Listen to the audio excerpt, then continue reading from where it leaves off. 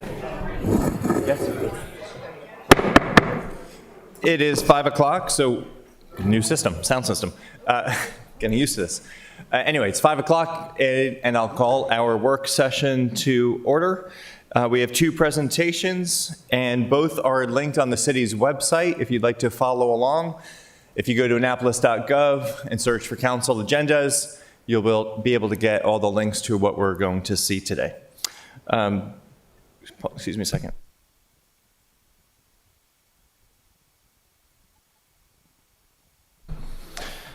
Okay, so we are called to order. Would everyone at this time willing and able please stand for the Pledge of Allegiance? I pledge allegiance to the flag of the United States of America and to the republic for which it stands, one nation, under God, indivisible, with liberty and justice for all. Thank you. City Attorney Berger, will you please present the first item on the agenda? First item on the agenda is ID 4826, Cars Beach. Thank you. And we will welcome our presenters, Recreation and Parks Director Roz Johnson, and perfect timing. Way to make an entrance. And anyone else associated with the presentation, please come forward.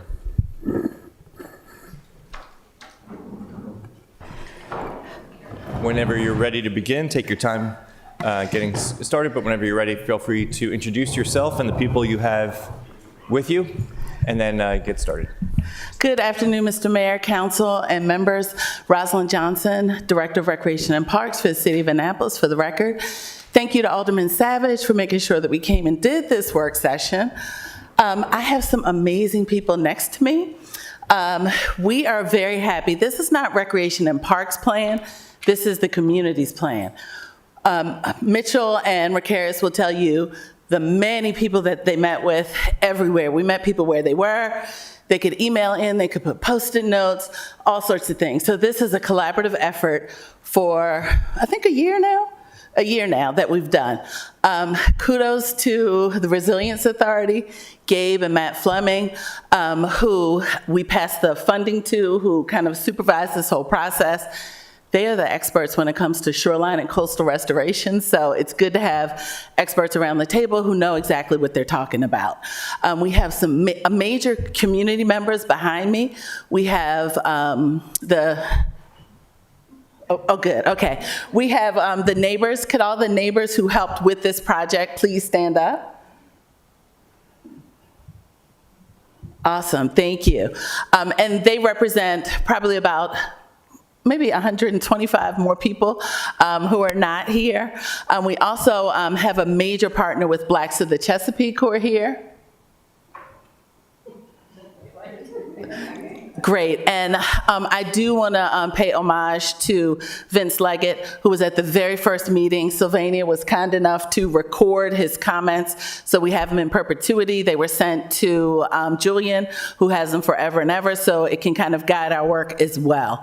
But to my right, we have Ricarius, who is with Scape, who is probably one of the foremost design companies as far as shoreline and coastal restoration is concerned. He'll introduce himself. We have the Mitchell Silver.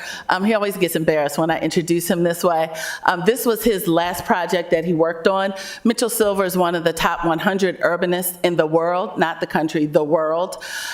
He teaches at Harvard. He don't like me to say that, but it just tells you the breadth of the person who we have here working on this project. He's also now a council member in Raleigh, so he's usually on your side of the table, but he was also the superintendent, which is the equivalent of the parks director for New York City Parks, and has a whole legacy that he's left there.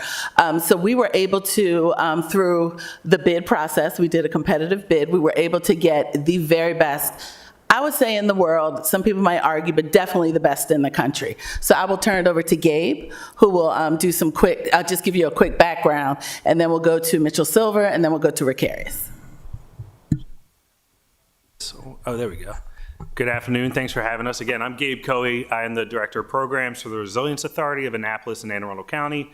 I think we're trying to come back for another work session to really get into what the Resilience Authority does for both the county and the city, but we're a quasi-governmental instrumentality that really focuses on climate resilience. So looking at infrastructure that can protect communities from all kinds of climate hazards, including, flooding, sea level rise, storm surge, urban heat island, all kinds of things. So, that really brought us to work with Roz on this project because Carr's Beach was experiencing some heavy erosion and is really susceptible to future inundation events through sea level rise, storm surge, and those things. And as we're working with Mitchell Silver and McAdams and thinking about this really robust park that's going to really honor a lot of the legacy of Carr's Beach and Altonia Beach and everything that happened there, we really want to make sure that it's protected for the long term. So our oversight was really looking at the shoreline design, working with Vicarious and Scape to make sure that we're looking at future projections, building this to be resilient towards future, again, sea level rise inundation events, so that the park infrastructure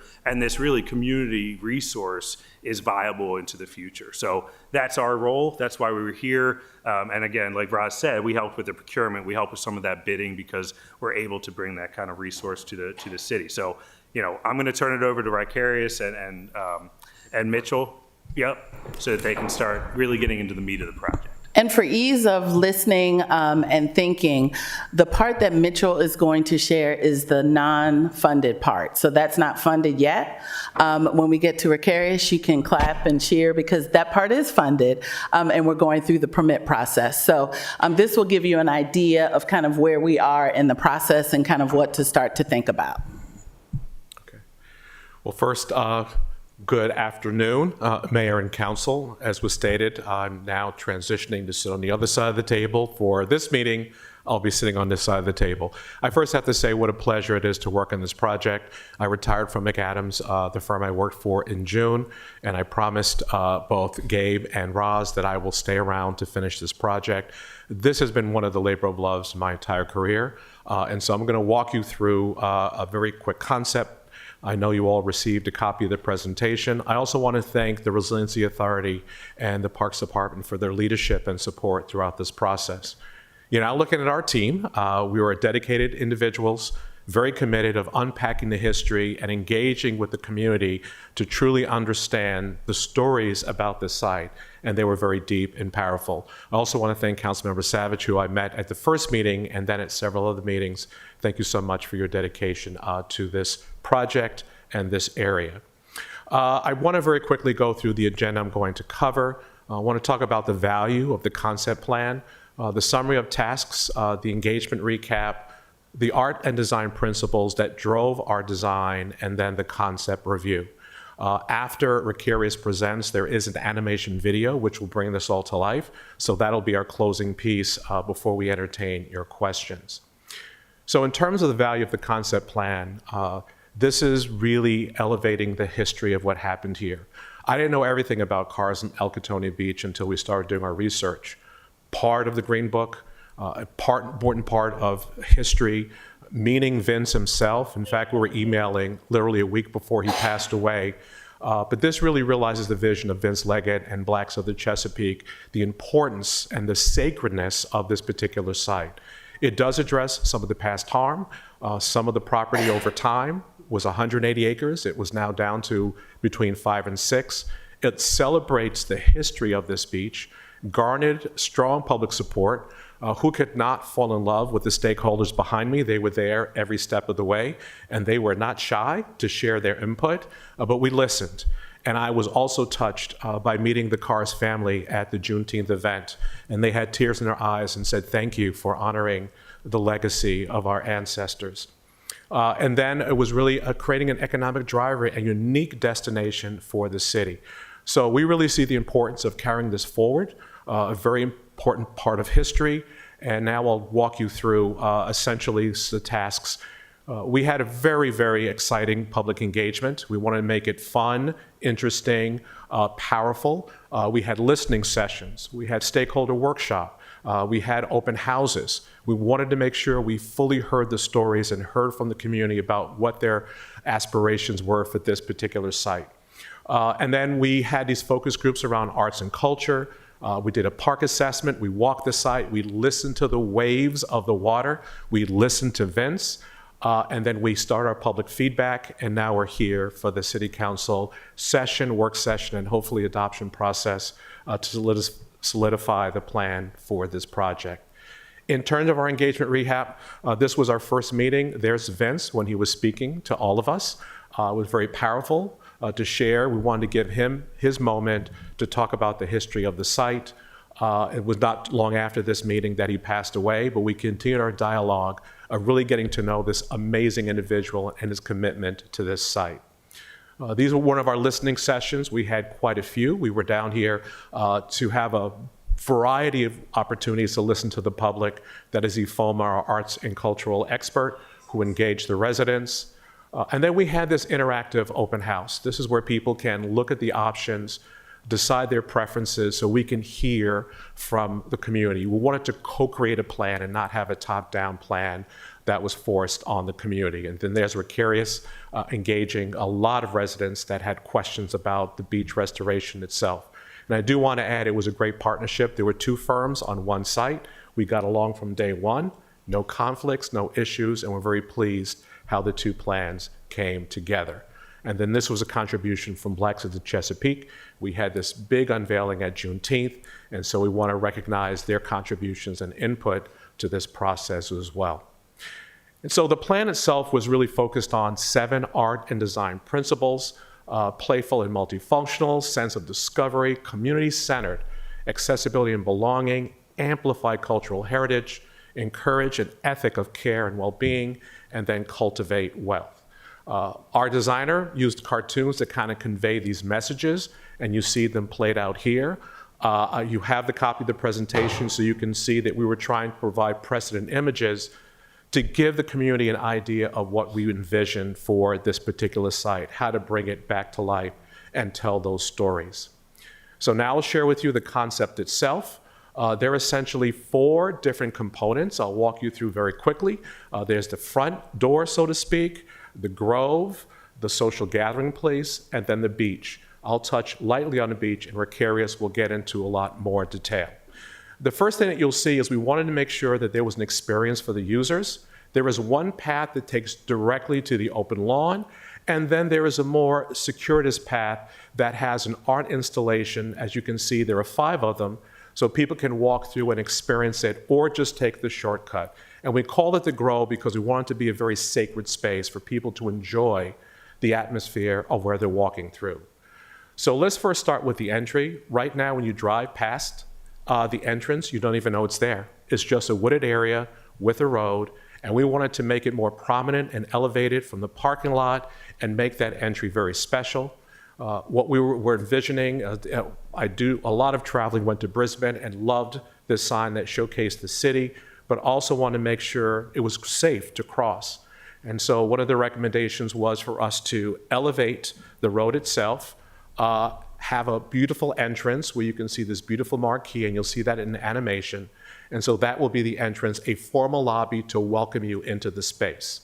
The next session is the Grove, and the Grove has a series of art installations. We wanted to make sure each one told a story and offered a specific experience. We wanted to have a story wall where people can see and experience the history of what happened at Carr's and Elkatonia in the Black Chesapeake area. There's also, we wanted to have these other illuminated, or at least balls that would share stories, and if they're going to be illuminated, we're told it has to be very dim, so it does not create any light pollution, but another opportunity for people to experience the Grove and read stories about Carr's Beach. We were inspired by an artist called Ai Weiwei. He did this big, giant, what he called good fences make good neighbors. We looked at that and was inspired by the crabbing basket. Crabbing was so important to the Black of the Chesapeake. So you'll see in our visualization, there is this life-size crabbing basket that people can walk in as a place where they can reflect and relax and understand the history of Carr's Beach. There are going to be some monuments dedicated specifically to the Carr's family and all the other important Happy Adams and others that play such an important part. So we want to make sure there will be some literal statues on the site itself. And then we wanted to recognize all the artists that performed there. This light well will carve every name of a person and performer that had a chance to perform on Cars Beach, and you can see it in the day, and then it casts a light and illuminates at night, as well as some other features onto the site. Once you go through the Grove, you now reach the social gathering place. We still want this to be a place because it's nestled between neighbors. We want to make sure it was not overwhelmed with noise. So this is more of a relaxing space. It can accommodate events several times a year. It features an amphitheater. You'll see there are some cottages alongside or some bungalows. There is a visitor center, another vision of Vince Leggett. And so this is a place where people can go there to gather and enjoy the open space. This open space also will have an area for children to play. This nice open lawn. It's not there for baseball or for soccer. It's more to just enjoy the beach and bring people back into this amazing space. So here are just some more images of what we envision for the social gathering place. These are the cabanas that can be used. They're alongside the amphitheater. They can be concessions. They could be changing stations. They could be restrooms. We wanted to make sure they're adaptable, but we took precedent from these cabanas that were changing rooms or dressing rooms in the past and make it a central feature of our design. And then the visitor center. This is where the stories will really be told. There'll actually be a jukebox inside. That's our recommendation. That will play all the music that people heard during the heyday of the Cars Beach and all the different concerts. And then we wanted to make sure we brought back to life one of the water towers. There used to be one there. And in fact, if you see the mural next to the Westin, it shows a nice water tower. And we would love it to have Cars Beach on it, so when people are going through the bay, they can identify exactly where Cars Beach is. But then the visitor center, we can really showcase the experience of what happened at Cars Beach, but it can also be an event space as well. And then finally, it was very important that it's not the easiest place to get to by car, but you can also get there by water. Fishing is an important experience in the Chesapeake, and we want to make sure we had a ferry landing, a fishing pier. The one right next door at the Baywoods of Annapolis, it's a heavily used pier. We want to make sure that pier is restored and people have an opportunity to go out and take a look back at this amazing, beautiful space. So the dock itself is going to also be a very key feature. And now I'm going to transition to Ricarius to talk about the amazing transformation they're doing on the beach. If I could pause in the presentation, just see if anyone has any questions so far. Okay. I just have one brief one. The water tower, that looks like it's a not a functional water tower, right? Correct. Okay. It is not functional. It is purely public art. Okay. Alderman Thurp. Sorry, I had to get my hand up fast enough earlier. On the ferry landing fishing dock, has any thought been put into making that larger than it appears now so that people could tie up their boats and stay there? Or is this just a philosophical drawing at this point? It's a concept. This is a concept drawing. So the answer is permitting is involved typically, but once you determine the width, so the answer is yes, depending on regulations and what is allowed, yes, we can envision it as being larger, but that right now is just a placeholder. There was a pier there, it's dilapidated now, but to restore that asset to be part of the Cars Beach concept. Yeah, I would think something with some limited number of slips, 8 or 10 slips or something, not a marina, but where people could come, spend the day at the beach. Yes, it would not preclude that, again, based on the permitting agencies and the regulatory agencies of what they would allow. And I would be remiss if I didn't mention that Blacks of the Chesapeake, if they could wave their magic wand, there is a ship that they want to bring back here from Africa to actually be at that dock. So again, everything, is in concept phase right now, but since they're not at the microphone, they might kick me later if I didn't mention that. They don't believe in violence. And just so we're hearing that would be like more of like a museum type ship, not one that goes out. Correct, a museum type ship to be docked at that pier. Thank you. Okay. Alderman Smith-Brown? Sure. I do want to also emphasize, thank you all so very much. And we appreciate all the work that you all are putting into this. The history and the significance is just magnificent. I do want to emphasize, though, if we do decide to have boats of any sort, I think the questions of where the monies are going to go, who will be prioritized in boating, putting their boats there, or docking their boats, and who will also have first dibs if you are a person of color, if you have a background or a relationship to those who laid the foundation for this to even become. How would we go about that? So I think I like the idea. Cool. I think it's fine. But when we start opening up access to certain things, we know people like to take advantage. And so I do not want it to get to a conversation of making this place that's supposed to be, honoring our past and, the significance of our future as well, where people can just come and bring their boats and thinking that that's what that's for, because a marina is nowhere close to what this should or needs to be. Thank you. To that end, we have had discussions with the electric ferry that's being planned for Annapolis. I don't know where that stands, but having this be a stop on that to encourage kind of equitable access to the area that, if you can't take the road or you don't own your own boat, you could take the ferry there as well to access it from the water. And one of the questions that we've been asked is about parking. And so, again, parking will be trial and error. We're going to try our best to come up with a plan, and we'll see if it works. Some parts of it may work, some parts may not, and we'll have to tweak it. But what we're looking at right now is limiting the access to the beach by traffic.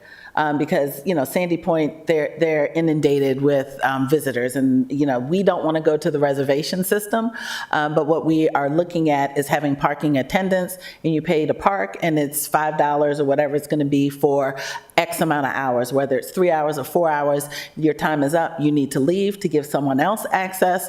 If we still have parking spots available, then you can buy another time slot to park your vehicle. But if you bus in or catch an Uber in, then have at it and stay all day, is what we're looking at right now.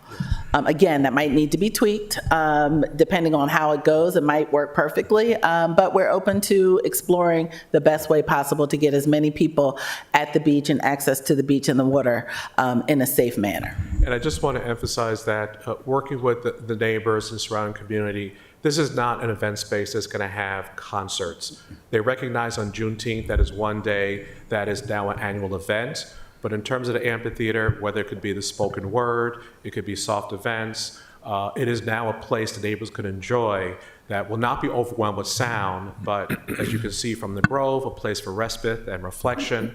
And then you have the open area where we go out there, besides the deer, a lot of dog walkers and people just strolling, enjoying the beach. But the beach restoration is such a critical part to bring that back. And I'll turn over to Ricarius to talk about the amazing restoration they're going to do to bring the beach back, because this was known as one of the major black beaches back in the day.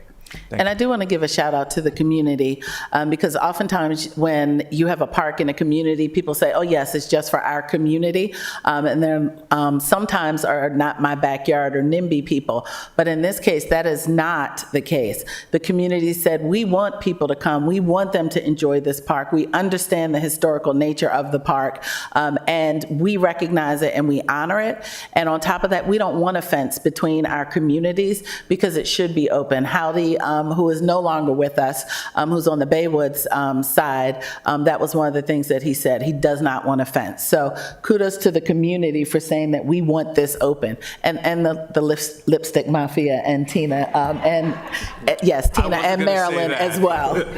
Okay. Let's, before we take any further questions, I'd like you to continue with the next presentation. Just want to do a time check. There's another meeting in here at 7 p.m., so to stay on schedule, really need to take about 7 minutes off, so you have about 27 minutes left for this topic. Can you change the PDF? Exit out. Alderwoman, do you mind if we let them finish the next phase of the presentation and hold more questions until that next topic? Thank you. Good afternoon, or good evening, everyone, I guess. I'm a little too tall for this. Get closer. All right, how's everyone doing? Good, thank you. So as Mitchell and Ross just mentioned, this has been a pretty robust community engagement effort. It was really rewarding to come down and connect with the community of Annapolis to understand, what they really valued in terms of beach and what would encourage them and their family to use the site. So when we came down to the open house, we really wanted to understand with the community, what would encourage them and their families to come to the beach. And so we often use a lot of precedent imagery to help the community, tell us what would be appropriate for this site. But not only that, we also wanted them to help us understand what the character and the vibe of the beach wanted to be as well. And so we used some beach examples along the Severn and Chesapeake Bay to help them visualize or help them communicate to us what was appropriate. And so some of the programs that you see on the screen, swimming, citizen science, and kayaking, were what we heard from the most from the community. And then as it relates to design of the beach, like did it want to be a big beach or did it want to look more naturalized? A lot of the community voted on Mattapique, and when we asked why, they mentioned it was the biggest beach that you showed. And so looking at the historic imagery at Carr's Beach and the precedent, we want this to be as big of a beach as possible. And at that meeting, we also helped the community understand, like, if nothing was done today, what the beach would look like in the future. And that'll be the next slide that I get to. So what's at risk if we do nothing? So that top left corner, you see the historic image at Carr's Beach, where Black families came together to celebrate, to listen to music, to teach their families or their children how to swim. And so if you look at the image to the right, or the bigger image, you see there's a much more narrowed beach. And I would estimate the beach in the historic image is about 100 feet in depth versus maybe 10 to 15 foot that you have today. And that's a consequence of sea level rise and erosion. You can also see like that erosion is causing that sewer to be exposed, which we heard from the community that would be a deterrent from getting their children to the beach to swim. And so looking at this map here, you can see how the shoreline has changed over time. The yellow line represents where it was in 1994, and it has seen about 60 feet of erosion. And so with only 2 feet of sea level rise, the beach as you know it is underwater. So that magenta line represents where the high tide water would be. And you could anticipate 2 feet of sea level rise as soon as 30 years, but it's not as likely. However, it's more likely to see it in about 60 years. So think 2028, 2080, sorry. Not 28, that's 2 years. And so this is using a tidal gauge chart that was developed from the University of Maryland, I believe it was. And so you can also see on this slide that the marsh at the bottom of the screen, with 2 feet of sea level rise, it becomes like a standing body of water, which influences some of the design decisions that we took with the concept that we presented to the community. And so just, knowing the reality of climate change and sea level rise, we wanted to create a series of design goals that would help us would be guiding principles for, the design process, but to make sure that we're addressing the hazards, but to also make sure that we're addressing the desires and wants from the community itself. Carr's Beach is a special place. This is an aside, but I have an uncle that's from Baltimore, and when I was telling him that I'm working on a beach, I was working on Carr's Beach, I just saw the light in his eyes just like light up, because he said that when he was a kid, his parents used to take him and his siblings here to celebrate, and that was when I realized just how important this beach is. And so he constantly asks me for updates on this beach. See, is it built yet? And so that just means it's a really special project. And so some other design goals that we incorporated were restoring the public beach and celebrating the site's cultural history, enhancing habitat resilience, connecting the people with the Chesapeake Bay, and then creating a resilient beach and stabilize the shoreline for future generations. And so this is the map of the beach today. So our design is looking to, widen the beach to support public use, relocating the manhole, slowing and stopping erosion, and designing for 2 feet of sea level rise. This plan enlargement here of the of the design, I'll go into some of the design elements that we have here in the design. So the first thing you may notice are those 2 structures that are sticking out into the Chesapeake Bay. We refer to those as living headlands, and those are cobbled structures that are interplanted that will essentially help control the erosive forces that would normally erode the beach away. We call them living because they're interplanted with a lot of plants to also provide habitat and ecology to the beach itself. Those are set at elevation 4 at NAVD 88, which is above the threshold for sea level rise inundation on the site. The next design, does this have a pointer? It does. Is it? I don't know if it's going to cover. maybe just point at the dunes for me. The next design feature are the dunes at the back. Let me see this. Yeah, at the back side of the beach. They essentially provide structure during the very rare storm. So if there was a storm that were to come and overtake the beach and the living headlands, we have those dunes in the back at +7 Navy 88, which are essentially there to replenish any beach sand that would be eroded. Next, we have the kayak launch and the get down, which is essentially meant to be this opportunity to create access for the community, the youth of Annapolis, to learn more about the site's ecology, but to also have an opportunity to connect with the Chesapeake Bay, whether it be via swimming or kayaking. That's a great opportunity. But we also have these terrace seating, which allows for like outdoor classrooms for student groups to come learn about the ecology as well. And the beach itself is set to +4 Navy 88 as well, so all of that is being designed based off of the science of where sea level rise will be in 2050. And just going back to that first slide when we were showing precedent images to the community, these are the 6 that got the most love. There were a lot of images, but these were the 6 that people really wanted to be able to do when they came to the site: swimming, kayaking, engaging in citizen science, so learning about the ecology, fishing, sunbathing, and being able to sit and just enjoy the beautiful Chesapeake Bay. And so this is a view of Carr's Beach today. You've seen this image before. And so the manhole is exposed. The beach is very narrow. It doesn't support the ability for families to come out here and celebrate. And this is the beach that we would be creating with this design. Those living headland structures are doing a ton of work. They're allowing us to really maximize this beach and controlling those erosive forces. And so with this, people can come sunbathe, people can come picnic, and people can really engage with the Chesapeake Bay. And then this next slide is just the big bird's eye of the site, looking at the beach, the park, and Bimini Beach Road today. And in the future, our plan, our beach, the park would really transform this site. It really maximizes the beach. I have a few notes that I really want to hit on here. And so this view is demonstrating how exciting the future is for Carr's Beach. The non-tidal wetland is eradicating invasive species on site and increasing habitat diversity. Our Get Down at the Intertidal Cove presents a great opportunity for the community to engage in ecology and increase outdoor learning for the youth. Our living headlands allow for the design to maximize the beach to align with the historic use and size at Carr's Beach. The beach can support programming, the beach can support family gathering, and the beach can support Annapolis in reviving this amazing Chitlin Circuit history where African Americans reclaimed their space on the beach and created new areas for recreation and attraction for the community.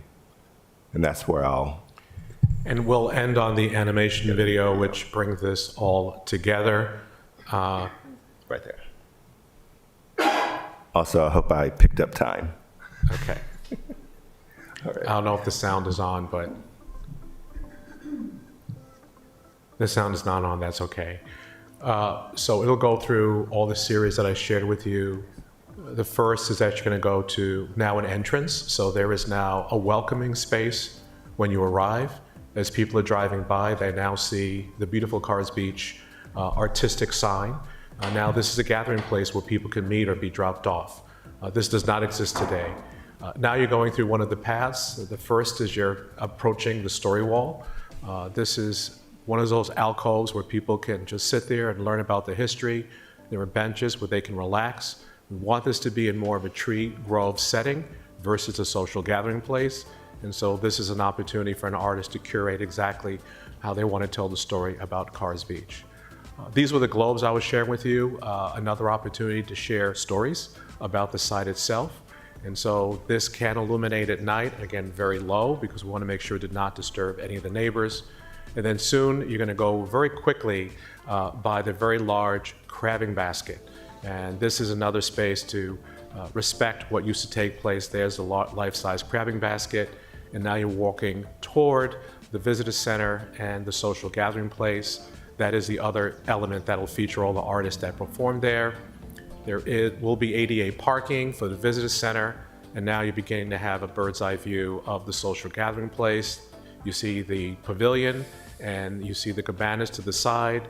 Actually, you see the water tower itself, and now you're beginning to see the beach, and right behind, the pavilion is open, so people can actually enjoy the get down. There are seagulls would have been making noise right now, but we'll send you the video itself. And then there's the beach itself. You get to see the get down that Rakira talked about with the seating.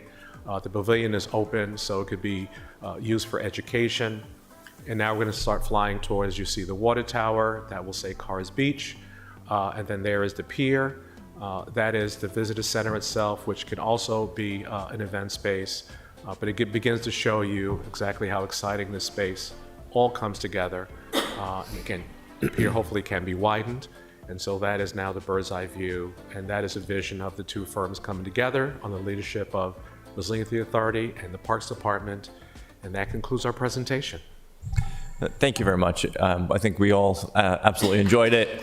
Yeah, let's give them a round of applause. We'll take council questions in a second, but before we do that, can you give us an overview of funding and timing?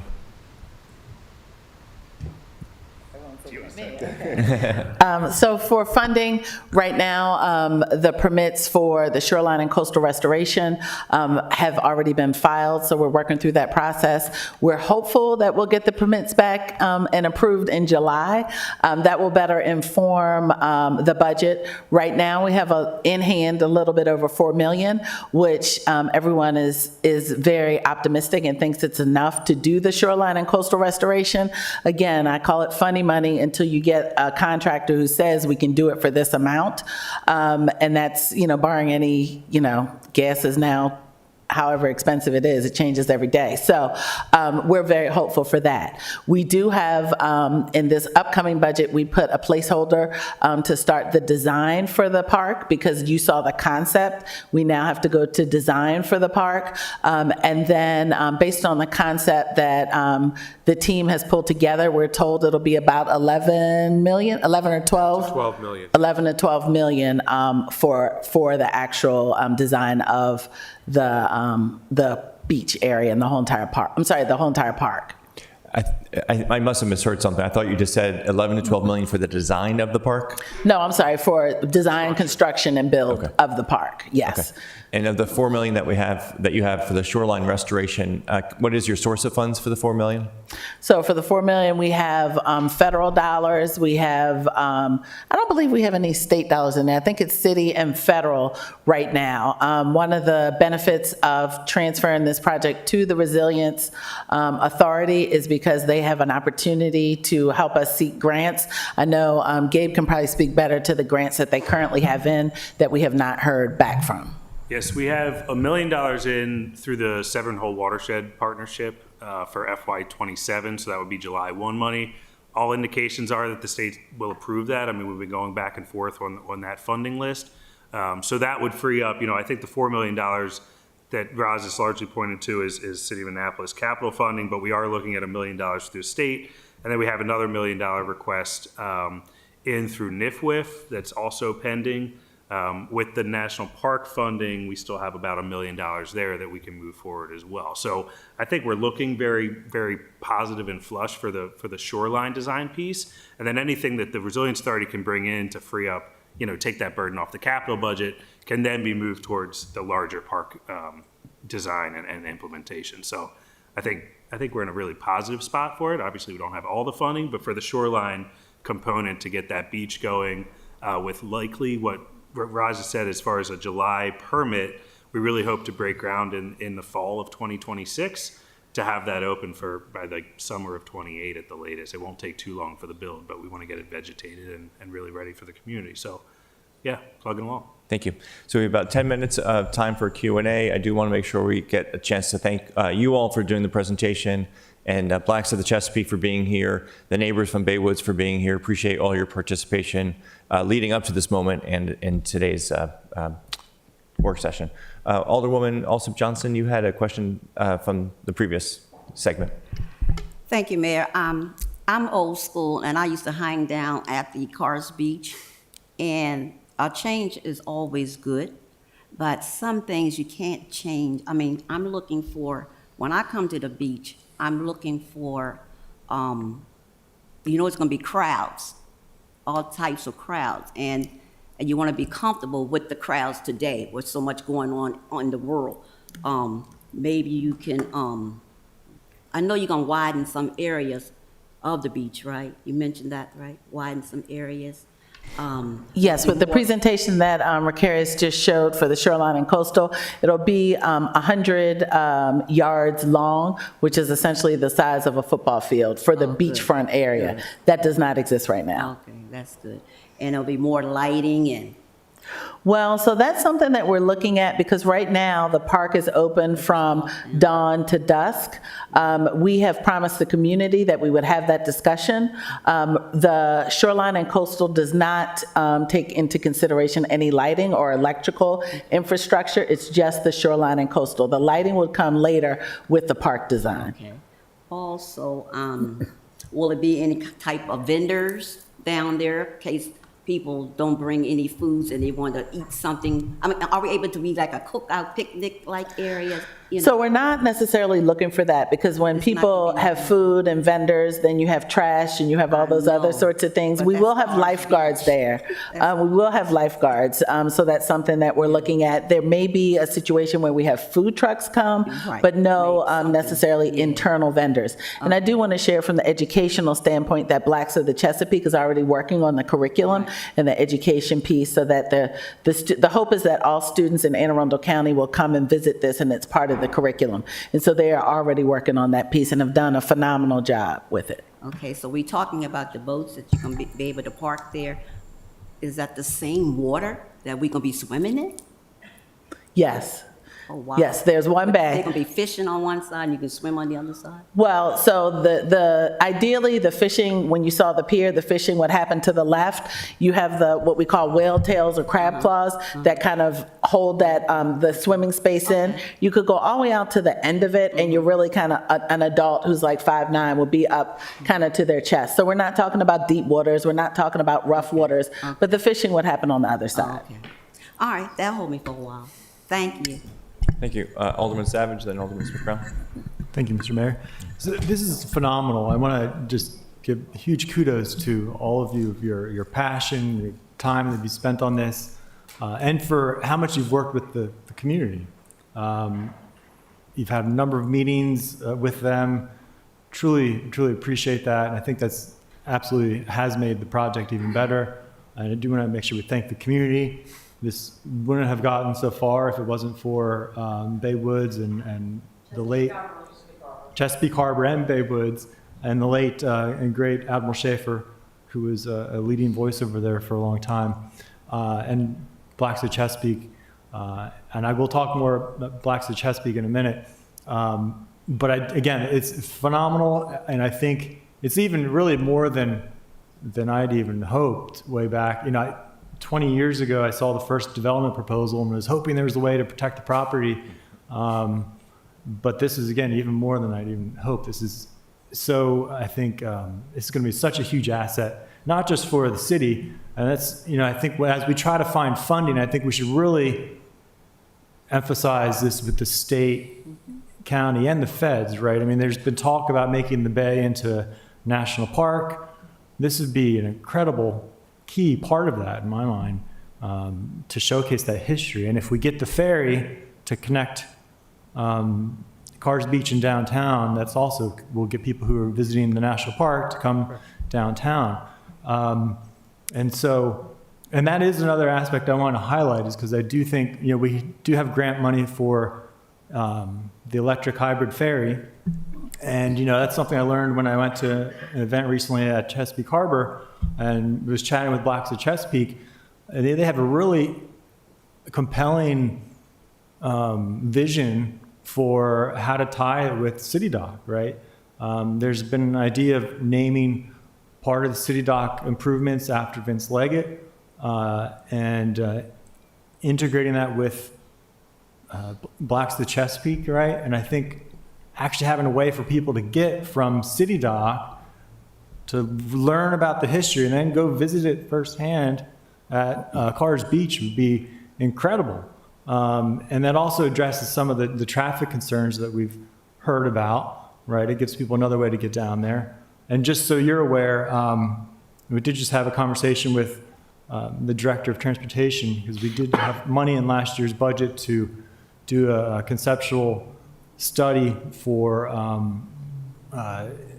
determining if we can actually replicate the circulator. So have another transportation office for people to connect from downtown and Eastport towards 7. And we're seeing if that might be something where we go down Edgewood Road. But another part of that, which I need to circle up with the mayor on, is reaching out to the Giant Shopping Center to see if we can either purchase that corner vacant lot or repurpose part of their parking lot, put in stormwater management, but make that a transportation center, a little bit of a hub where people can park, get a bike share, ride down the bike lane down Edgewood Road right to the park, or perhaps hop on some kind of electric jitney to get down instead of having to, because their parking is going to be challenging down there. So in any case, that's based. I didn't really have any questions out of that. Just to say, thank you very much for all that you're doing on this. Thank you. Alderman Smith-Brown. Yes, I did want to, something that came to mind here, and my ancestors, all of that, that's what really resonates the most with me. And when I see this, I don't necessarily feel that completely. I definitely do see an up-to-date or a new, remodeled, renovated way of today's time of a beach. I do see that. I don't really feel, the concert feel, what those before me loved about this space, or just the family feel. But I did want to ask, what would have been, or do we have an idea of what pushback we received, if at all? Like from the beginning, did we always have support of the community? That was the one question I had. And then on top of that, alongside it, did we look into the property values of the homes surrounding this beach and how much those properties will increase in value? Because, yes, when we look around, we often see that parks are usually built in these higher end home spaces. And this is, I think, an example of that, where you do have expensive housing, or not affordable for the average person, and you're putting a beach which is valued at millions of dollars right in their backyard. So I would like to also know what the value of those properties would be, if we do even have that. We did not look at the value of property, but we did from the very first meeting. We had a pre-meeting with some of the neighbors that are behind me before we even started. That's the meeting where Vince was present, to kind of share how the process would unfold. We also recognized that this was a 5-acre site between places where people live. And so we want to be very respectful about the type of activity that would go on there. As I stated, there used to be a lot of concerts, and so straight away we had to say that, yes, the Juneteenth event would be there, which is supported by the community, but in terms of being an event space on a regular basis, that would be problematic. One, because of parking, but two, because of the noise and the amount of trash that would occur there. So that was stated up front, and that was how we started the process. How do you create a space, a sacred space, that honors the memory and events that took place there, but also allow people to enjoy it for recreation such as swimming and other softer events? So that was from the beginning, but we did not look at the property values itself. We looked at the value of the history, the value of the place, the ecology, the beach, and all the memories that people talked about. And so we did separate that out. And again, we had to be very sensitive to people who lived on both sides, and they cooperated with us. We tested ideas. They were not bashful or shy to tell us what they liked and did not like. And so that's the process that we undertook.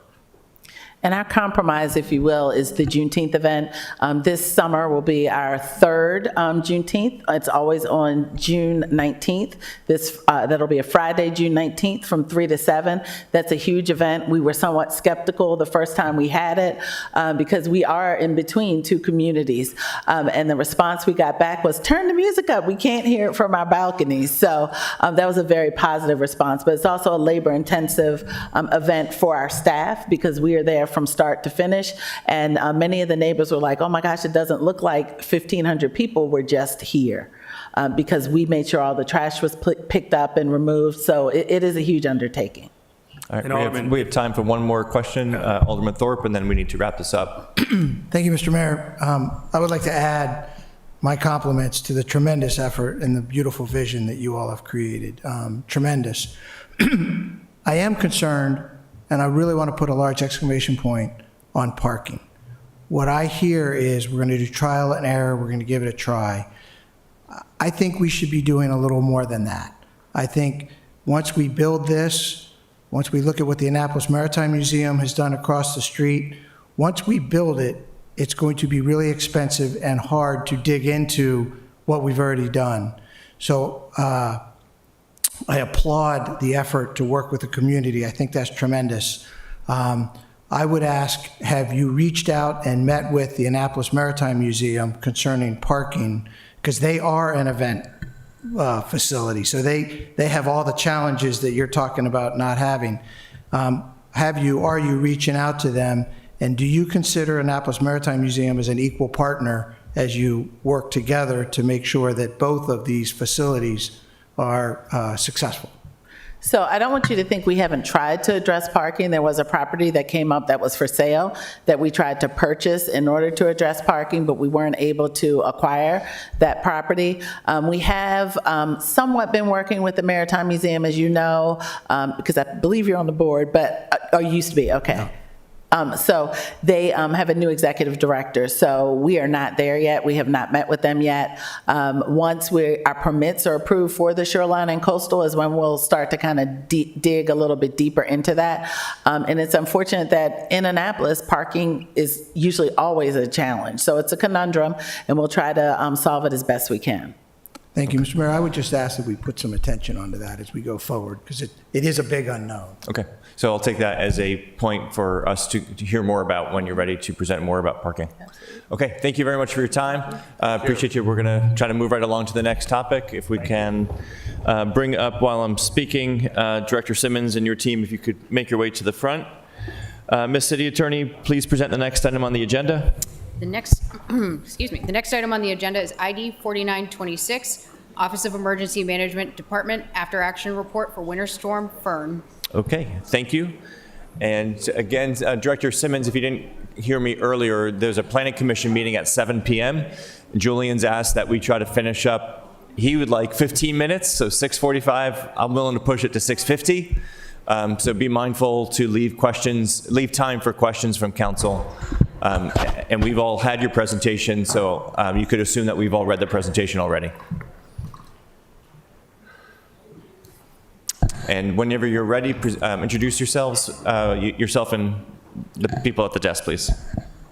I'm Kevin Simmons. I'm the emergency manager for the city of Annapolis. With me is Police Chief Amy Miguez and Annapolis PIO, Public Information Officer Mitchell Stevenson. Thank you. And Public Works Director Burr Vogel. Thank you so much.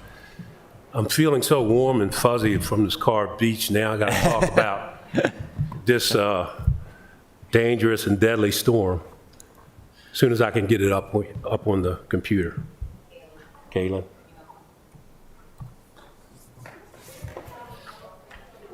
We have it in front of.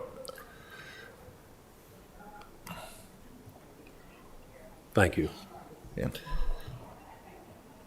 Very good. Thank you, Kevin. So did I understand you correctly, Mayor, that you said that everybody had reviewed the PowerPoint? Everyone's received it and had the chance to review it, so you can assume that we have. Okay, great. So I'll just go to the results of the after action, unless anybody has a question about the PowerPoint that you reviewed.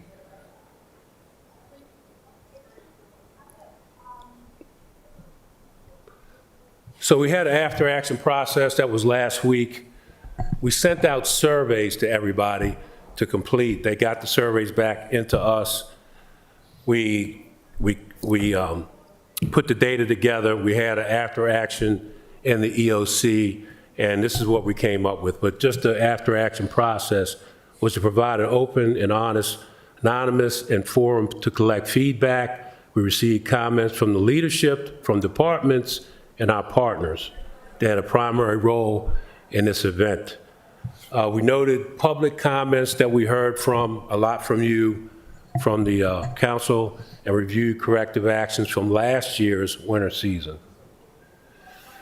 So I would just start with the category of snow operations, and as you have questions, you can just let me know, or we can have questions at the end, however you prefer. So the strength in snow operation, we included the Department of General Services, one of our big partners, in a pre-event coordination and planning. We utilized hotels to ensure that emergency essential personnel were available. We knew if we released them in these conditions, we would not get them back for the next shift. So we did hotels for a lot of folks. Utilization of steel blades and other specialized equipment that we talked about in last year's after action, and they're responsive to the changing needs of the incident. We were able to shift gears quickly and transition whenever we needed to. So they were our good points, and now we also identified some areas that we needed to improve in. For snow operations is improving on continuous hours of operation to support a variety of snow and ice removal tactics. Snowplow tracking software did not support operations and policy level decisions making as expected. Looked into additional locations for snow disposal sites for high accumulation events. I just talked to Mitchell today. She was showing me some pictures over at Truxton, and I don't think that snow will be gone until sometime late April. Utilization of additional outside resources such as contractors, state assistance, and emergency contracts. Ongoing action items from last year's winter season. Legislation pursuing posting current snow emergency plan online. Last year, we talked about upgrading the plan legislatively. We didn't get around to it.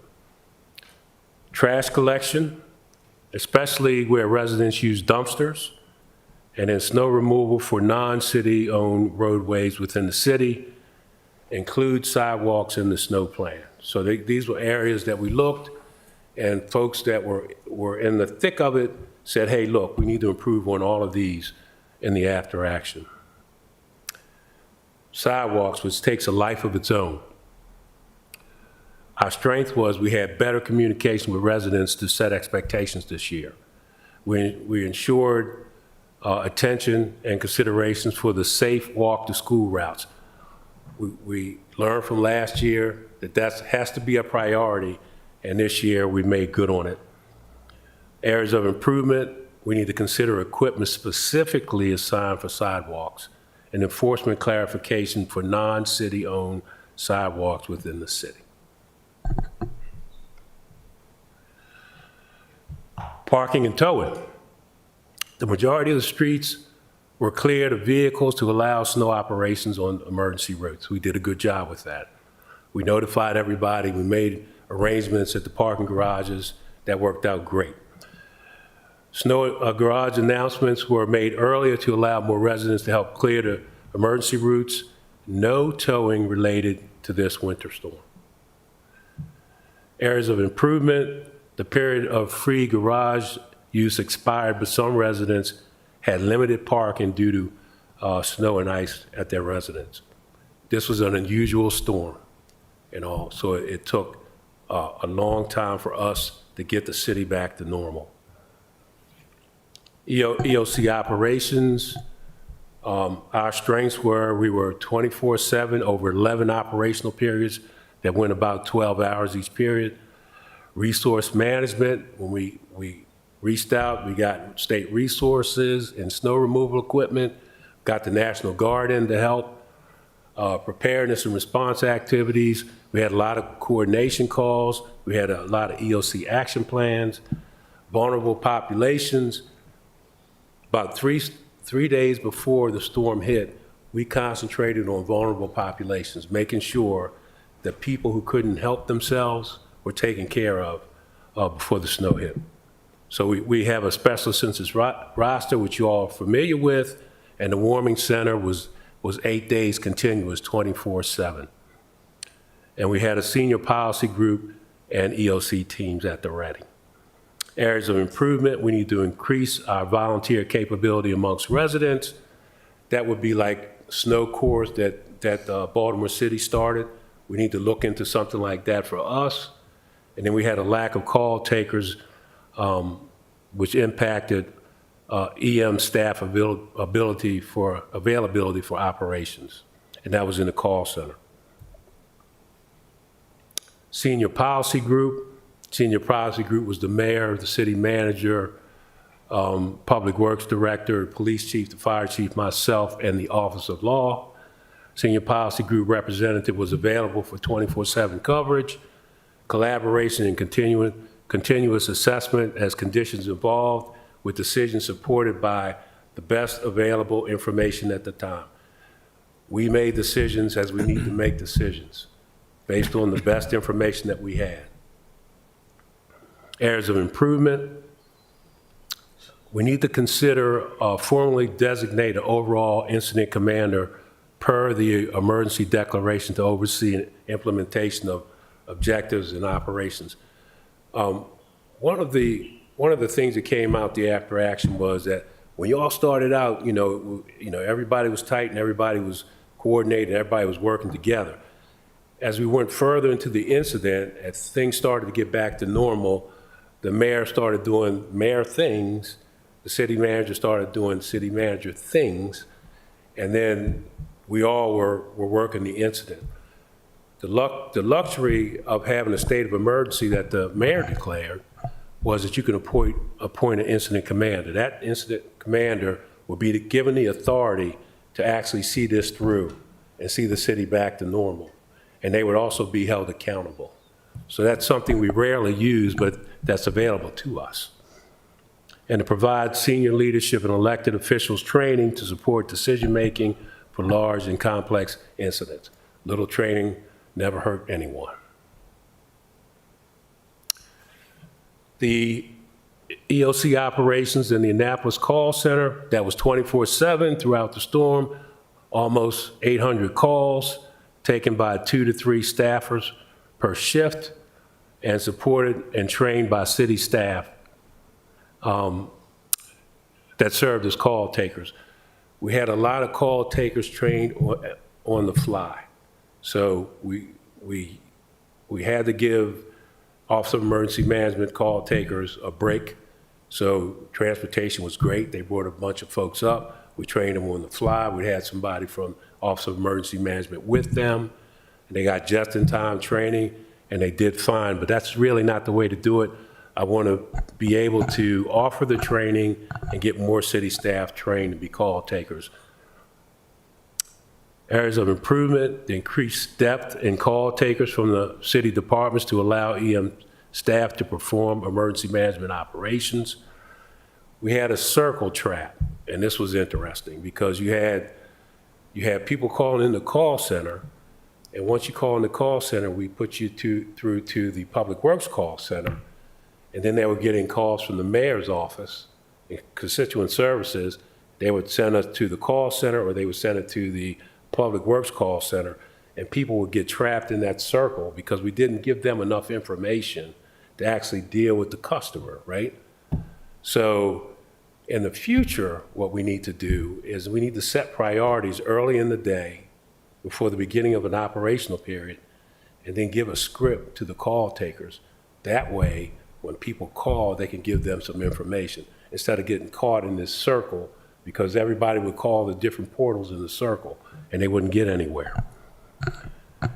Evolving operations created a gap in information to the call center, leading to a lack of follow-up for some residents concerned.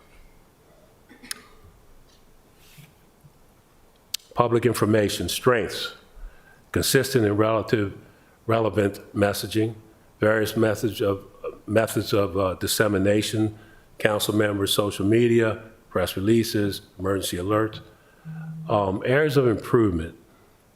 The PIO did not have relief. The PIO actually was on call more than anybody should be on, especially with an incident like this, fast-moving, fast-paced. So there was no one to relieve the PIO. We need to fix that. We have some actions that we're doing now to fix it, but it certainly showed itself during this event.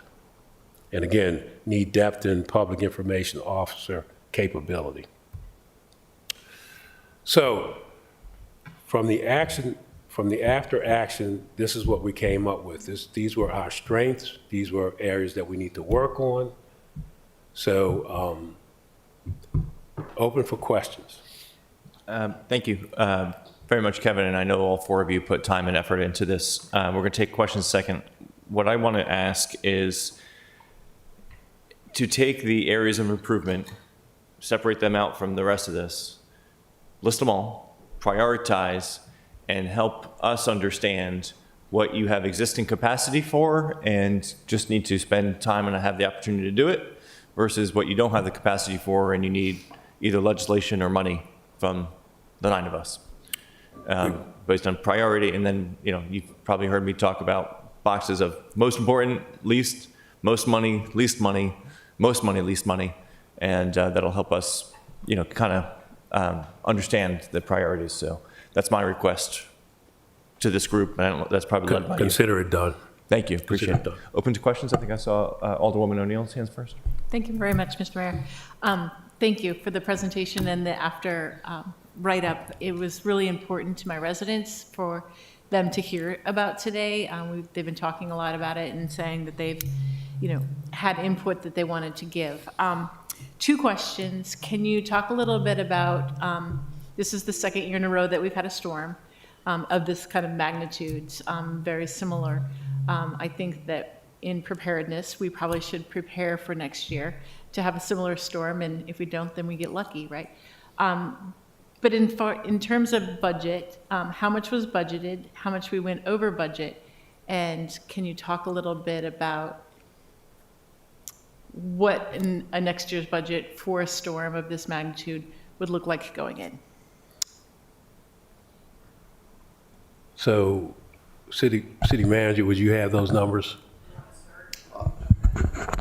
I'll just start with how much is budgeted. I think we start the year with about $50,000 in the snow account. So the way that the budget gets approached for snow, there's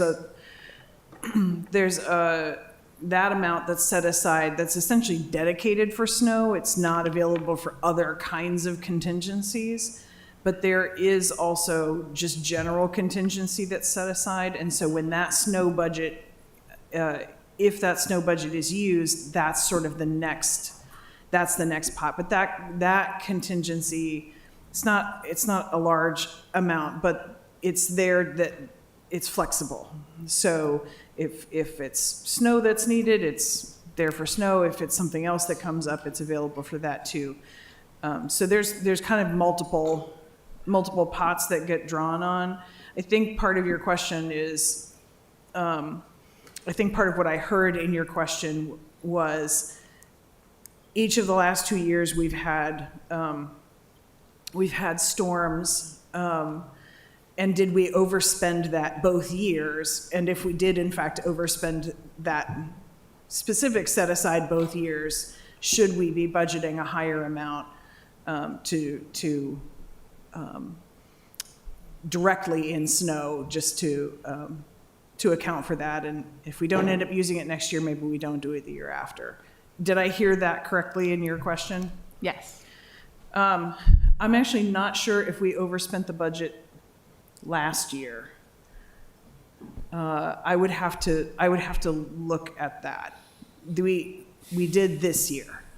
The expenses from this storm, and remember this storm, it's quite an extended period of time.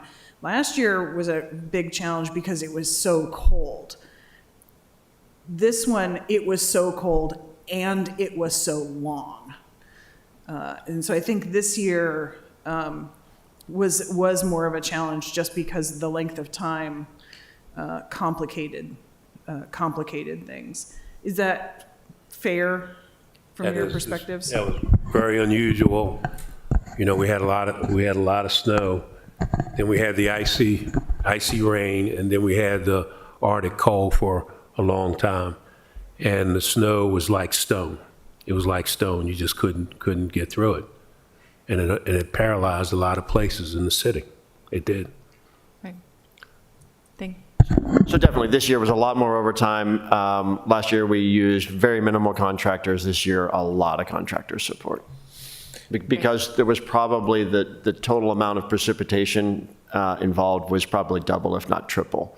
You know, this was, even though it accumulated only at the end of the event 8 inches, it could have easily been 15 or 20 inches based on the amount of liquid that fell from the sky. It just fell in pretty dense. Right. So we had to remove all of that. All right. My second question is in regard to the call center, and I think I had asked you when you put out the call for volunteers to the call center. In this age of technology, it would be great if we had the capability to forward calls. Like, I would have gladly taken calls at my house through the storm, but I was suffering from a head cold and didn't want to infect everybody else by being in close proximity to a bunch of people that were trying to work a bunch of hours. But could we look at that for future emergency operations all around, not just snowstorms, but is there a possibility that we can bring in our IT to work on something like that? Yeah, we didn't have the capability of doing that this time, but we are looking into it, and we're going to talk to Brian Packwood and see how we can make that work. Great, thank you. I appreciate everything that everybody did. I know that you guys were working around the clock, no matter what time I called or texted, everybody was answering, so that's super appreciated. I heard from a lot of my residents who were appreciative of it, that outweighed the people that were complaining that their roads weren't cleared. And 9 times out of 10, the people who were complaining about the roads not being cleared was because there was cars in the way of the plows. So we'll work on cars for next time. Yeah, getting back to the call center, there was a lot of secret shopper calls, and the people that did the secret shopper calls told me that they were met with folks who were good, and they dealt with their issues and all. They may not have the answer for them, but the customer service was excellent. Great, that's fantastic. On the, Director Buckland, on the finance question, I wonder if we think of this as a 4-year trend of what do we spend in 4 years or 5 years or whatever, and look to have sort of an account for that, because we don't get it every year. So, and similar to elections, frankly, is something else I've been meaning to mention. Of we don't have elections every year, but we know what we need every 4 years, so we might want to just build up to it, have sort of a bank account for that. Alderman Savage, then Alderman Smith-Brown. Thank you, Mr. Mayor. And first of all, again, just thank all of you. I know you put in an incredible amount of time and effort into this storm, and really, I feel like given how bad it was, it was really comforting that I felt like we could just kind of sit back, because I knew staff was taking complete control and handling this event. And considering the size, I really did not receive too many complaints, especially compared to previous storms. So I think that just shows that you did a lot of good work this year. And I know I did submit some feedback to you, but just a few things to highlight here. I entirely support the idea of the plow tracking software. I think I may have mentioned this already to Director Vogel, but the county has, excuse me, has software. I don't know if you might be able to piggyback or share the tech that they have. If you haven't reached out to them yet, I would encourage you to do so. And then for sidewalks, yeah, I think so. So for sidewalks, a couple things. I think it would be helpful if we could get some kind of policy or plan, perhaps, in writing that we can post on the website, make sure the public has access to, that'll really show, you know, how we're going to handle snow removal as well as the enforcement on sidewalks. For example, I know you've already thought about some of it as far as addressing the safe routes to school first, right? But I think it'd be good to see that as far as when are we actually going to step in to remove snow if some of these key pedestrian routes are not clear, right? And also as far as the enforcement, where are we going to focus first?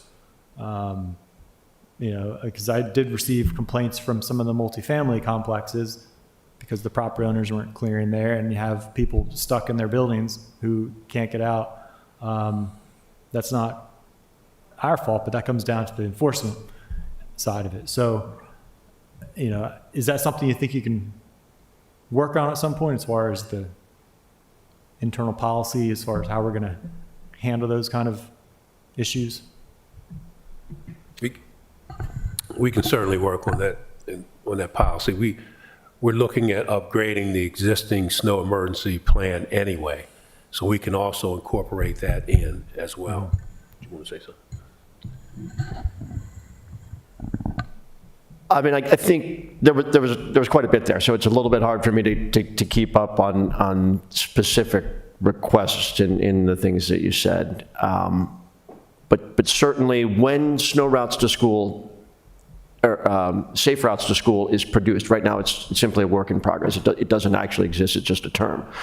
When that's out there, we can then publicize that to the community in advance of a snow event, saying these will be our priorities. I think one of the biggest frustrations that I heard along those lines was people didn't know that they were going to get a warning and then followed by an actual fine. And so knowing that, and when we're clear about that we'll revise the legislation so the legislation itself is clear, and then of course our messaging will follow. Then people will be a little bit less anxious from that standpoint of being worried about being fined, because they'll at least have at least a day's notice. And then some of the other things in terms of the actual steps. When would we move from simply a warning to a fine to then removal? Those things would follow. Okay. If I could jump in there, I think one of the things that we saw with this particular event, because of the long period of very cold weather afterward, we held off on doing enforcement for a fair while because we felt that there really was not a meaningful way for people to comply with the rules, because if you hadn't gotten out there by a certain time, it was extremely difficult to remove. And so, the goal of enforcement is to achieve compliance. And if someone doesn't really have the ability to meaningfully comply, then what are we doing? And so, from the policy part of your question, I think that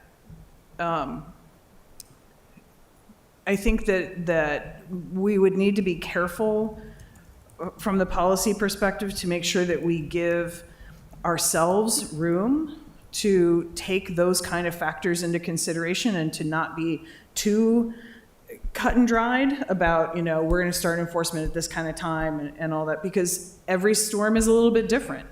And I thought that it was a very helpful framing for the city and for the residents for us to be thinking about, can you actually comply?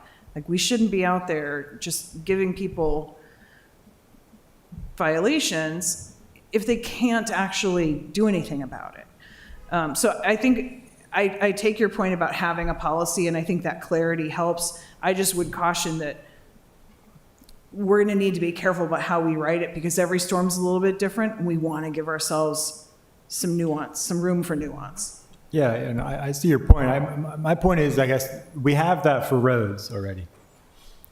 We know, Public Works knows which streets they're going to hit first, when they're going to move to the side streets, et cetera, et cetera. I think we need to be able to set those expectations of the public as, here's what to expect for sidewalk clearing. Well, we're going to target safe routes to school first.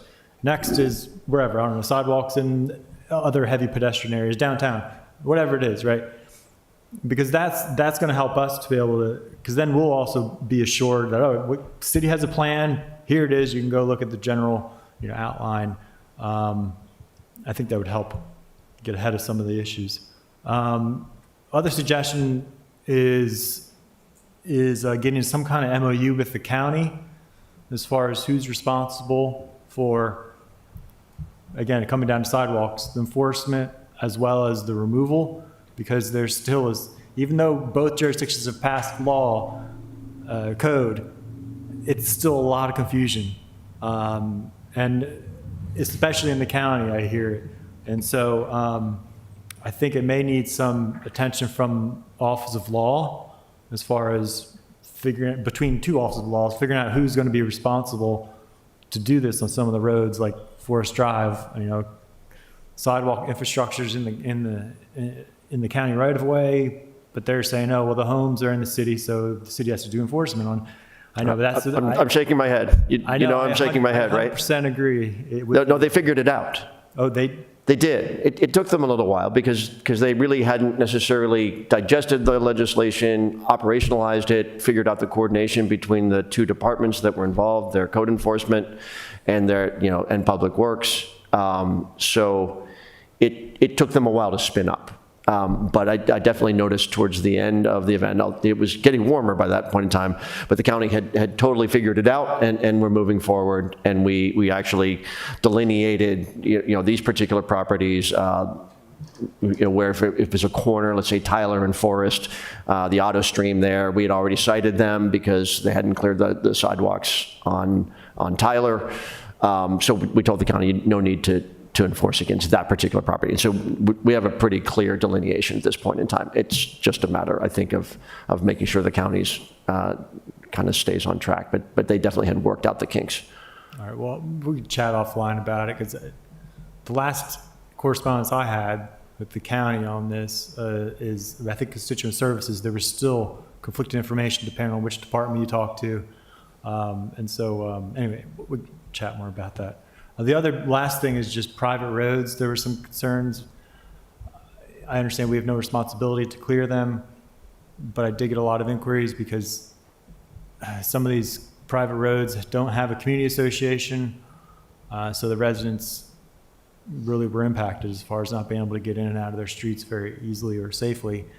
I don't know if there'd be a time and a place where the city would and should step in to do the clearing, or if that's, I don't know, just something to think about as we move forward. Fair point. I would just offer that those private roads tend to be the kind of roads that are most difficult, and we had the most challenge getting to the roads that clearly were ours, yet, I would say our service to those streets, to many of those streets, was not where we would like to be. So we could add more roads that would just, kind of be one more log on the pile of people to say, hey, you're not doing a great job. Okay. I lost track. Was it Alderman Smith-Brown? Yes, thank you. Okay, and then Frank. All right. So again, thank you. We've been taking everything today, haven't we, just for life and doing the work for the people. But the experience of working with you all throughout this has just been, just touched my heart for sure, I will say, just to be a part of this and helping my residents. There are a lot of questions I have, but I know we don't have too much time, so maybe we'll do a follow-up or of some sorts.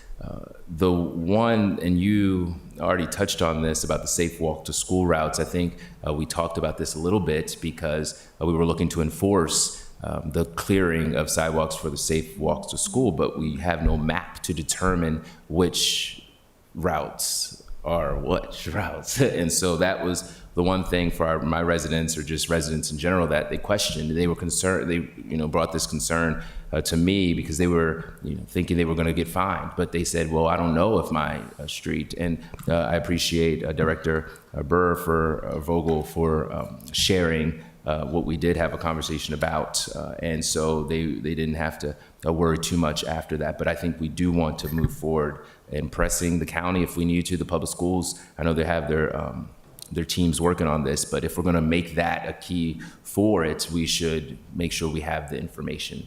And then just to give our residents an idea of this, the process, I think you just mentioned a piece of legislation that was put into place. What exactly is that?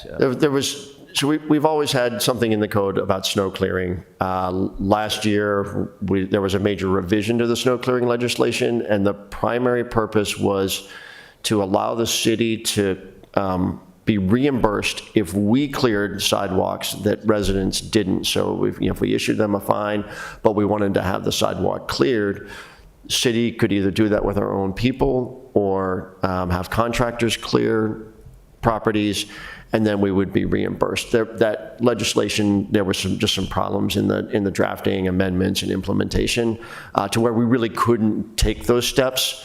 And then the other thing was just some lack of clarity about the way municipal infractions actually work.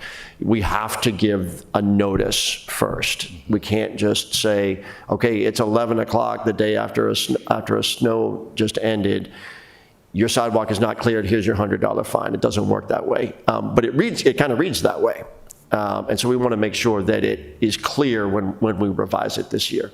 Okay, and City Attorney, did I get it about right? Yeah. I'm very proud of you. You did very well. Thank you, ma'am. If I may, Mayor Littman mention another alderperson's name, if that's okay. Alderman Savage and myself, I mean, he had this conversation with me about Forest Drive, and I really appreciated him caring about Ward 3. You know, I always love my Ward 3 in the city.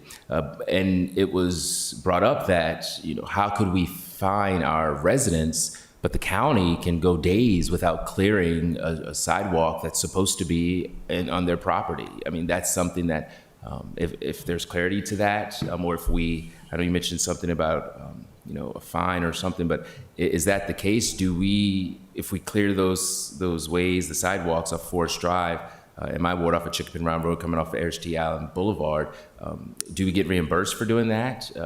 Because the county took days before, and I have residents who are trying to get down Chickapin to get into the community of down Bywater Road, and they could not. We're talking about children who are forced to walk to school, even in these conditions, and they could not do that. So what do we do?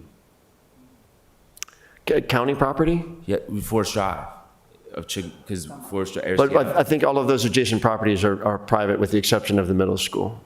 Yeah, so what do we do? I think we talked about Forest Drive being, some parts of that being county property. It's county's responsibility to enforce. Right. Okay, so the county, do we know or have an idea if the county enforced? They did. They finally did. Yes. Okay, so they did enforce. But it took them a while. It took them a full week, maybe 10 days to really start working on enforcement, I think, anywhere. Okay, and there's a process in place for the city to press them on that? Yes. Okay, and that's what you were kind of referring to earlier at all? Yes. Okay, that's where it all comes together. Well, I just want to make sure that we honor our residents who stepped up during this time. I had so many, particularly in the parole area, like LD Powell, and then, you know, the heritage community who use their own vehicles. I mean, we have a lot of contractors in our city who live here, reside here. Come on, we hear a lot of complaints about them parking in our neighborhoods, but they actually do a lot of great work, especially in times like this, where they stepped up. So I'm not certain what we can do. When we look at the contractors we choose, what's the process for that? To be honest, over the last decade or two, we had really lost the ability to get support from contractors because between the larger government organizations, state and county, they'd kind of scooped everybody up, and then you have the private property owners as well. So the people we had relied on had become no longer available. And so we're kind of redouble our efforts this year to have some people who will do work for us. And so we'll just kind of reach out to the extent we can and get some more. We were able to reconnect with a contractor who was doing work for the state, and we think that they'll be available to us next year. They ended up doing the bulk of the work for us. So if there's a resident who's interested in being a part of, we don't know what's to come, but if someone says, you know what, I'll support in this neighborhood, I mean, they're using their own vehicles and gas and money and all that stuff. So is there a process for them to become a contractor or support during these times? Absolutely. Okay, Yeah, well, I'll get that information to you. Oh, awesome. Okay. And I think from the conversation, we would have appreciated maybe, if anything, because I mean, appreciate so much, maybe like maybe an additional call amongst us all, or like another meeting throughout that week, so that we could have been a little bit more abreast on where we were or the processes. I think that would have been nice. I did enjoy the one that we did have. I think that was helpful, but maybe if we had maybe another one or so, that would have been great. Now, were automated calls or messages sent out to people in our community about how to go about, reaching out or maybe putting in a ticket of some sort? at the beginning of each storm, we sort of put together a communications plan. What are the things that we're going to need? And at the top of that list is an all-call alert. So at the beginning, we did do an all-call alert. We did not do any others for the rest of the event, just because there was a lot of information we had to convey to people. We were issuing we issued 10 press releases. That's unprecedented for a storm like this. We were trying to convey a lot of information because things were changing on the ground. We had a sidewalk rule and we pushed that out the first few days, and then we weren't enforcing. So we had to return to that. And those calls would have been very long and maybe not really listened to. Once you get to critical mass, there's kind of a sweet spot between giving people a heads up and then inundating them where they don't pay attention anymore. So I think using the Alert Annapolis system at the beginning is typically where we go. I think we probably could have done a second one for a couple of those, particularly the parking changes and the sidewalk changes. We didn't. It was a long few days. Now, Mitchell, come on, like, you really held it down. I ain't gonna lie, but we really appreciate all you did for, at least for me and my residents. I'm almost done. I know I'm almost there. We got you, Alderman.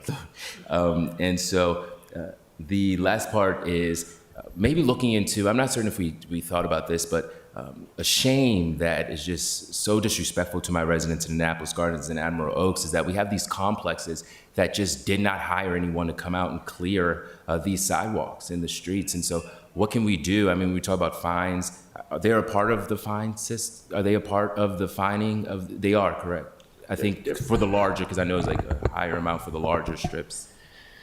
They're a part of the fine. So adjacent property owners are required to clear sidewalks along the city's own sidewalks. Internal is a different question. There may not actually be a requirement for them to clear anything internal to their own private property. So that's something I really can't speak to. If it is internal to private property and not along a city-owned street or sidewalk, then it would be a planning and zoning enforcement function. Right, and that's why I think we need to, that's the last point I was gonna make, is we really need to look into, especially as it was brought up with private property, how do we hold them accountable? Because those are residents, and I have a lot of elderly population in those communities, and I just didn't like hearing that, hey, I can't get out, or hey, can you help me? And I'm out here shoveling. There's a lot. I mean, we do it because we should and we must, but that's all I say. Thank you all so very much. Look forward to continuing the conversation. Thank you, Alderman. Before we go to Alderman Thorpe, just want to tag on a couple comments. First, again, thank you, about to call you Alderwoman, Mitchell, Ms. PIO Stevenson. We all got lots of kudos for the amount of communication from the city, and so we all know and appreciate that it's coming from you, even though we hear it. So thank you to you. On the point of the private properties, I just want to let you know I asked Carrie and she confirmed. So I just looked up the code section really quick, and I was wrong. I apologize. It just says property owners or occupants with a sidewalk adjacent to their property must remove any snow. So there isn't any specificity as it relates to if it's like abutting a city street, or it's just generalized. If you have whoever the property owner is, they are responsible for their sidewalks. There's no interior or exterior designation or anything like that. Okay.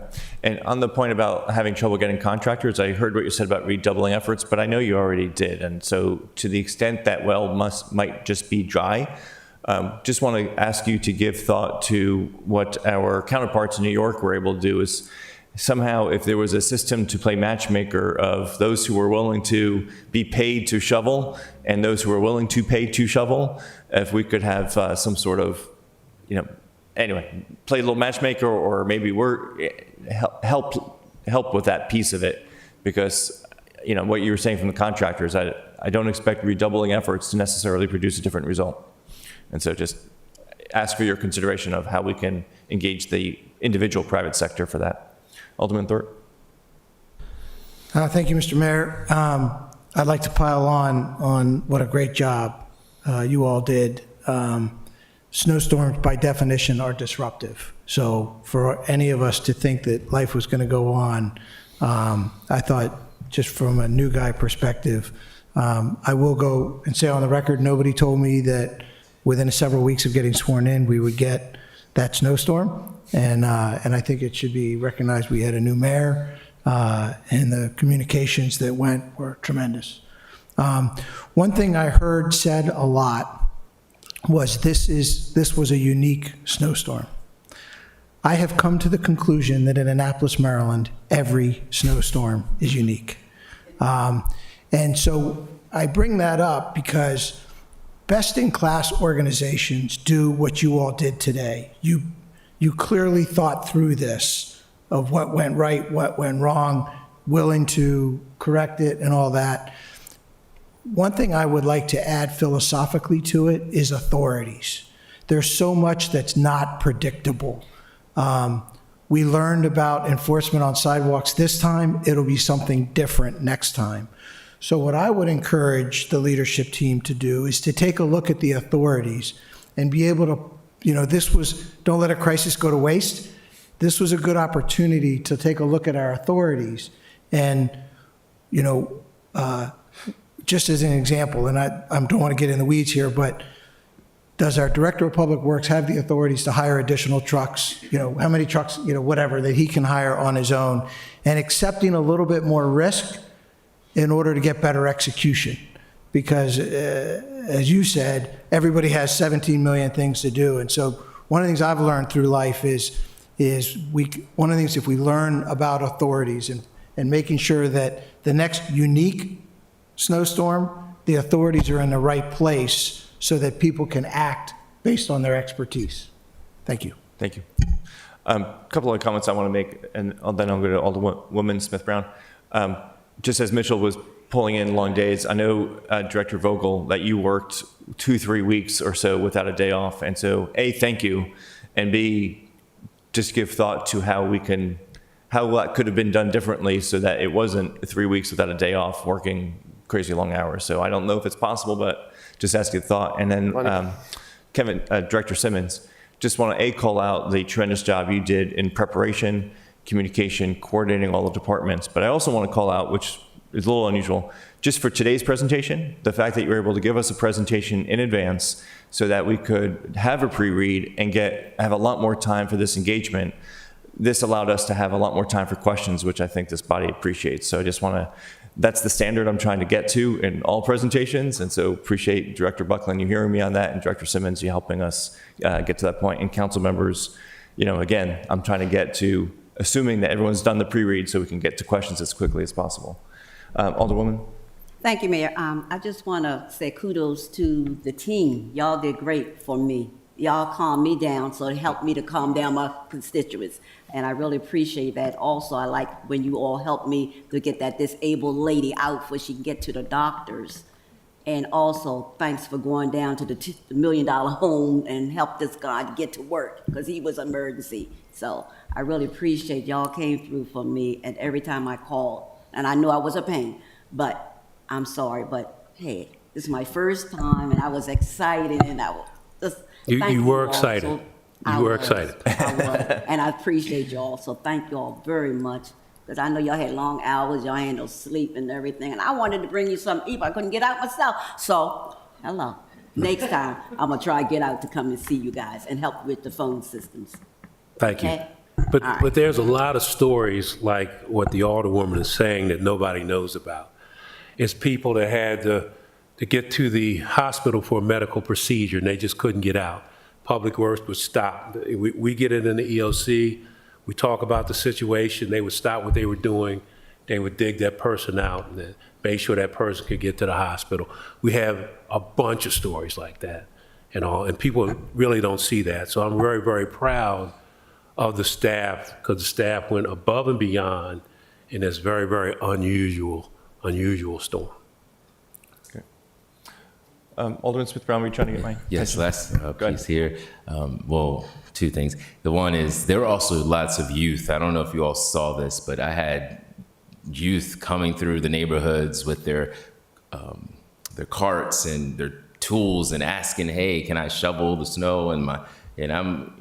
I want to keep them safe and all. I did support them with a couple dollars because, they're asking. So I did make sure, you need to make sure you do that part. I already had done most of it, but I stopped so that we can support our youth. And so when we talk about contractors, of course, I'm not certain how we would go about getting youth to do that. But if there are, I think just showing that it was of all ages who were willing to step up and be a part of this. And the piece I was going to say is, do we have an idea of how many fines we did collect or how much money we did receive from any of these fines?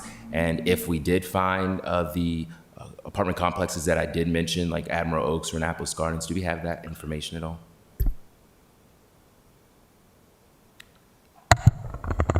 I could look it up, but I don't want to hold everybody up here. The last time I glanced at the list, there was about 150, maybe close to 200 warnings given, and about half of those folks, maybe a little bit more, 60% or so, were corrected by the time we went back out. And so I think at the end of the day, we issued less than 100 actual fines. Thank you. No other questions?